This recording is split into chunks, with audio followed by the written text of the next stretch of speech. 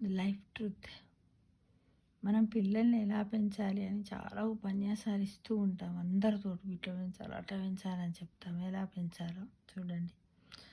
పిల్లల్ని 5 ఏళ్ల వరకు రాజులా పెంచాలి. రాజు రాణిలాగా, ఆడపిల్లలైతే రాణిలా, అబ్బాయిలైతే రాజులా పెంచాలి. తర్వాత 10 ఏళ్ళు దాసునిలా పని చేయించాలి. దాసునిలా పనులు చేయించాలి. 16 ఏళ్ల తర్వాత స్నేహితునిలా సలహాలు ఇస్తూ మంచి మార్గంలో నడిపించాలి.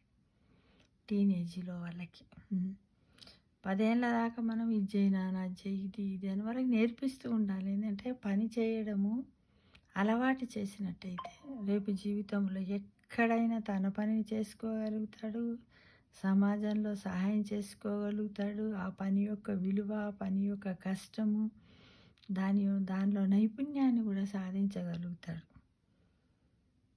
తర్వాత పెద్దగా అయిపోతాడు కదా, టీనేజ్ తర్వాత 16 ఏళ్ళ తర్వాత. అప్పుడు మనం ఏం చేయాలంటే ఒక ఫ్రెండ్ లాగా సలహాలు ఇస్తూ మంచి మార్గం, ఒరే నాన్న నువ్వన్నీ నేర్చుకుని నీకు అన్నీ వచ్చు, కాకపోతే ఇగో ఇలా పాటిస్తే ఇలా జరుగుతుంది నాన్న అని చెప్పాలి. అని ఒక డిమాండ్ వేలో చెప్పకూడదు.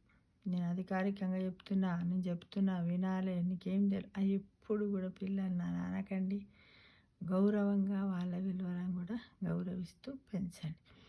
అయితే ఇక్కడ ఇలా పెంచుతున్నారు, పర్వాలేదు. కానీ సొసైటీలో ఇప్పుడున్న సిచ్యువేషన్లో ఒక్కరోజన్నా తల్లిదండ్రులను స్మరించుకున్న రోజులు. ఎందుకంటే మా నాన్న వాళ్ళు ఇలా నన్ను పెంచారు, ఇవన్నీ కూడా వాళ్ళ నుంచి నేను నేర్చుకున్నానని చెప్పే వాళ్ళ సంఖ్య రోజు రోజుకి తగ్గిపోతుంది. అంటే మీరు చెప్పడం వల్ల ఆ తండ్రికి ఏదో గొప్పతనం వస్తుందని కాదు.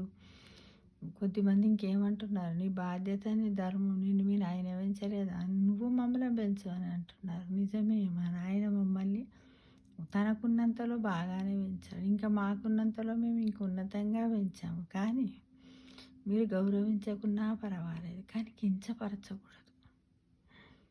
ఎందుకంటే మనస్సు చాలా బాధపడుతుంది తల్లిదండ్రులు. ఇది గమనించండి మిత్రమా. ఇవాళ మీరు కించపరిచారనుకోండి, రేపు మిమ్మల్ని మీ పిల్లలు ఫాలో అవుతున్నారు, మిమ్మల్ని చూస్తున్నారు. మొన్నడు మా తాతను మా నాన్న గిట్లా అన్నాడు, మా నాయనమ్మను మా అమ్మ గిట్లా అన్నది, మా అమ్మమ్మని గిట్లా అట్లా అనొచ్చా అని అమ్మాయిలు అబ్బాయిలు బాలబాలికలు చిన్నగా ఉన్నప్పుడు వాళ్ళు బాగా గమనిస్తారు, మనల్ని ఇమిటేట్ చేస్తారు, మనల్ని ఫాలో అవుతారు. కాబట్టి తస్మా జాగ్రత్త. ఎవరైనా సరే పిల్లల్ని పెంచడంలో చాలా అదిగా మనం ఎవ్వరమైనా. ఎందుకంటే 10 ఏళ్ళు ఉన్నవాడు 5 ఏళ్ళు ఉన్నోడు 50 ఏళ్ళకి వస్తాడు. ఇవన్నీ కూడా ఎదుర్కొంటూ రావాల్సిందే. కాకపోతే ఇప్పుడు ఏదో ఉన్నామని పటా అనకూడదు. ఎవరినైనా కూడా మనస్సు బాధ పెట్టద్దు. పొరపాటున ఏమన్నా జరిగినట్టయితే అయ్యో అట్లయిందా, ఇట్లా చేస్తే అయిపోవు కదా అని చెప్పాలి. కొంత ఏజ్ వచ్చిన తర్వాత వాళ్ళలో శక్తి కూడా తగ్గిపోతుంది. ఏ పని చేద్దామన్నా భయం, వాళ్ళకి చేయి మీకెళ్ళి జారిపోతుందేమో, వస్తువు ఇదవుతుందేమో అని. ఎవరో అంటారని కాదు, వస్తువు ఇదవుతుందేమో అని చాలా బాధపడుతూ ఉంటారు మిత్రమా. కాబట్టి జాగ్రత్తగా పిల్లలను పెంచడానికి ప్రయత్నించాలని ప్రతి ఒక్కరిని ఆశిస్తున్నాను.